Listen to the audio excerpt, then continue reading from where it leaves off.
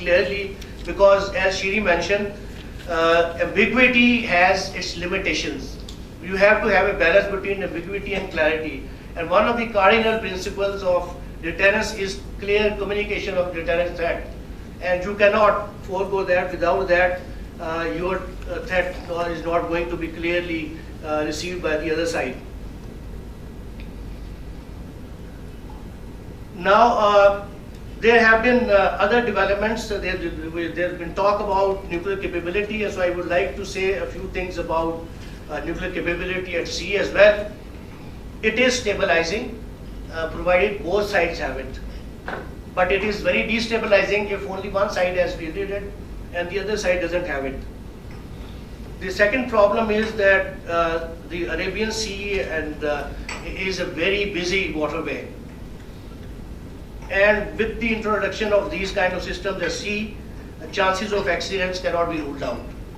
In the interim period till Pakistan fields its own SSBNs, if Pakistan places some of its nuclear weapons on its conventional submarines, in case of a conflict with India, an attack by India on a Pakistani conventional submarine can cause a lot of confusion. Would it be seen as a counter-force attack or a normal attack on a submarine? So there can be a lot of possibilities of confusion in that domain.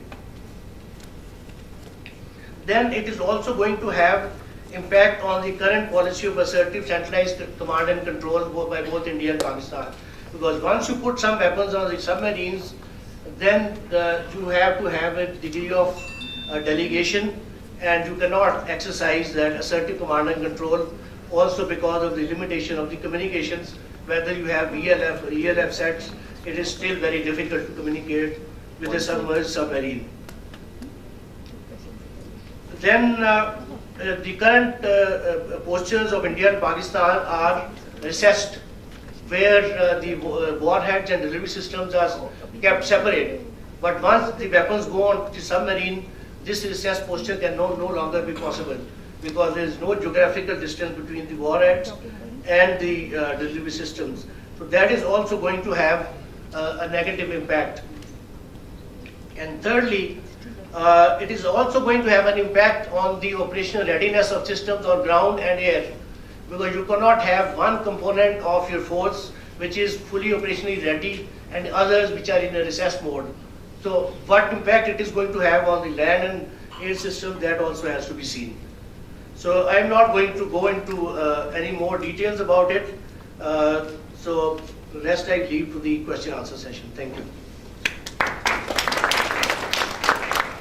Ladies and gentlemen, you heard 4 very interesting presentations. The subject is no doubt complicated.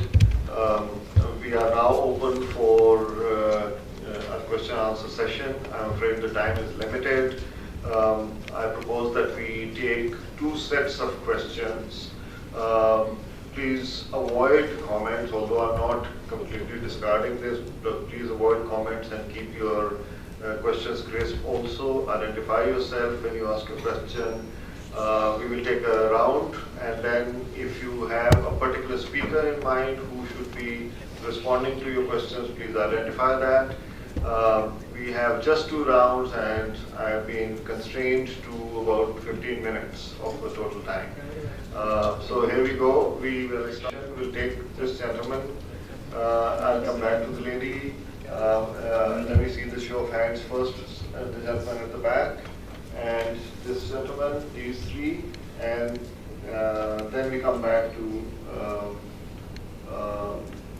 4 and 5. Now, I will come to you, sir, later on. All right, in this sequence. Thank you, sir. My name is Syed Muhammad Ali. I am associated with the Center for International Strategic Studies. I have a brief question, and I'll appreciate both our guests from IISS to consider responding to it. Both of you mentioned that there are challenges associated with managing and controlling sub-strategic weapons. I'll appreciate how will you share your understanding of how NATO and the British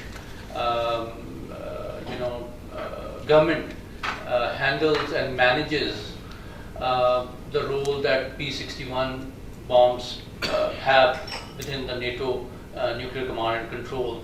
And just as a brief comment, I think it will be appropriate to point out that France, after having tested thermonuclear weapons, tested more than 100 sub-kiloton nuclear tests.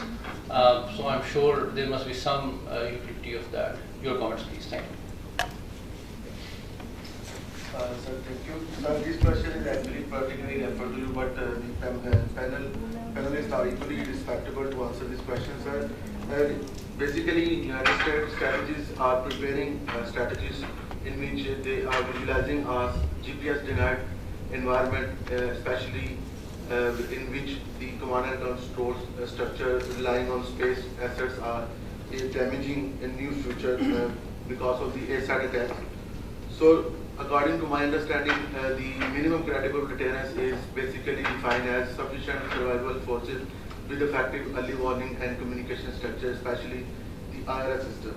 So, sir, what is your comment about this GPS-denied environment to both India and Pakistan, especially looking toward the United States, which can act like as a third-party mediator to manage the conflict in a war-like situation and deny GPS services to both Pakistan and India? Thank you, sir. I'm Zahid Bazmi. I work at AXA SPD. I have a question for Anto, my friend, and to my teacher, Brigadier Saleh. Anto, you mentioned 4 responsibilities of states that are thinking of developing a sea-based capability. And the third responsibility you mentioned was that at some stage, a state would then have to retire other weapons if sea-based capability exists. Did I hear you correctly? So, as far as if you interpolate it to South Asia, there's one state which has it, the other doesn't have it at the moment, and the state which has the capability is developing it a bit more. So, at what stage would it retire in your forecasting? Certain number of weapons based on land or in air, and which one would these be as per the existing arsenal that they have, the known one? Brigadier Saleh, sir, you mentioned something about the research deterrence posture, and again related to the sea-based deterrence. My question is, sir, that India has this capability of canisterizing its nuclear weapons, which in my humble understanding means that the warhead is already mated with the delivery vehicle. So how would you, what would be your comments on this? Thank you. Yeah, we're going to take 2 more questions as indicated. Matthew? Thank you. Matthew Harries from CISS-IISS. I have a question for Dr. Mazari. Thank you for a very wide-ranging and thought-provoking presentation. There was one part that I found difficult to understand, which was, on the one hand, you discussed how a new Indian doctrine was developing because the previous doctrine had been defeated by development of NASA. On the other hand, I think, if I understood you correctly, you objected to coverage of NASA that was worried about the possibility of its use. So I sense a certain tension between those two things, in the sense that surely the credibility of NASA as a deterrent depends on some confidence that it would be used. So in that sense, what is it about the coverage of that weapon that you find objectionable? Because there's a relationship between being credible enough to assure use in certain circumstances, and then not being so credible that it appears worrying. And a very brief question to Dr. Saleh. You mentioned that you thought that nuclear weapons going to sea meant that the operational readiness of weapons on land and in the air needed to increase as well. Could you explain a bit more why exactly that should be true? Thank you. Yeah, I'm going to take one more, the last question for this round as well. Very precisely. My question is directed to Khalid Banouri. Has Pakistan or its doctrine and posture taken a shift from massive retaliation to flexible response or limited nuclear options? Thanks.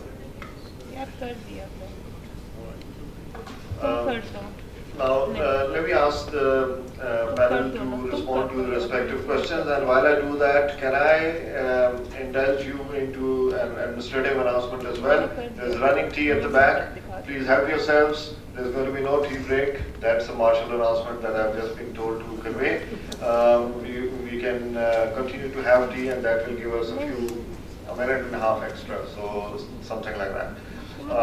Let's start from, would you want to go first? Any other questions? Maybe one question that was coming in my direction on managing and controlling sub-strategic weapons, which I think probably I can try to cover in part. I mean, some of this is about the experience of a time when NATO had tactical weapons in very large numbers, in thousands. And there was certainly a worry on the part of the military leadership that the time that it would take to get a political decision would be too late for any possible use, because aggression would have happened and would probably have overrun the storage sites.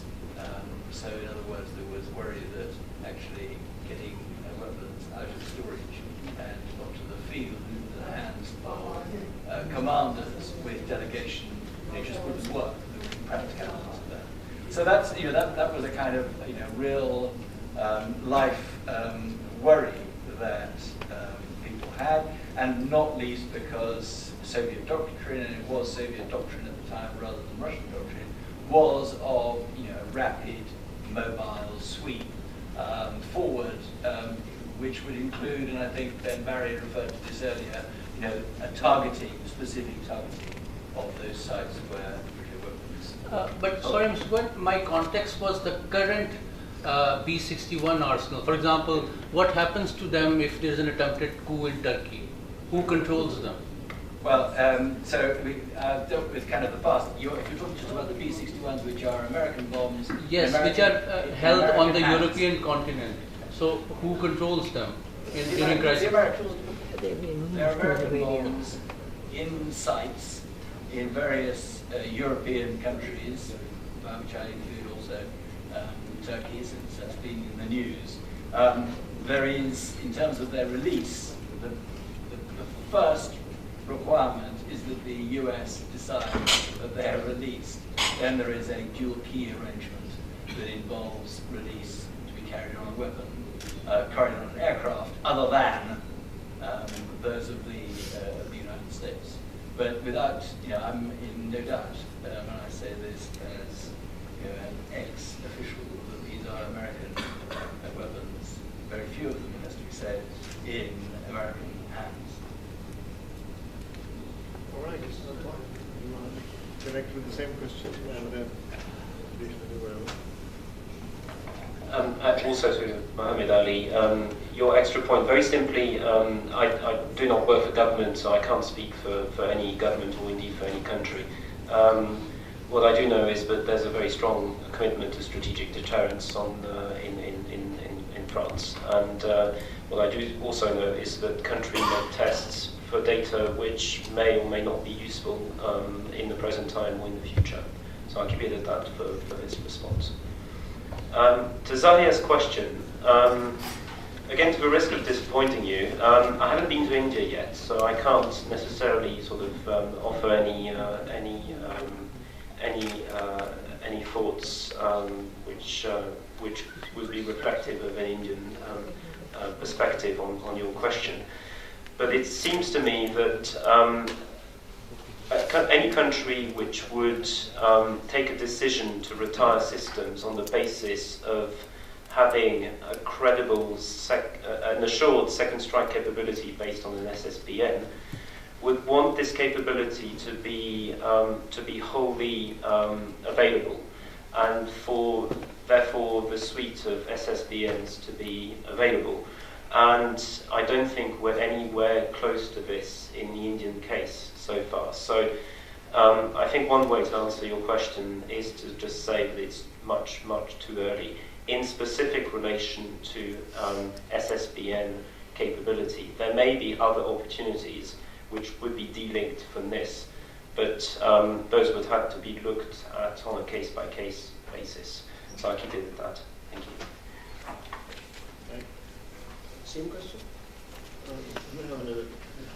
Whatever you want to make additional comments. I think we have to see that the sea-based leg of the triad is the most complicated and a very costly thing to achieve. And it is only in case of Britain, because it had abandoned as far back as the 1960s, it had abandoned its missile program, ballistic missile program. And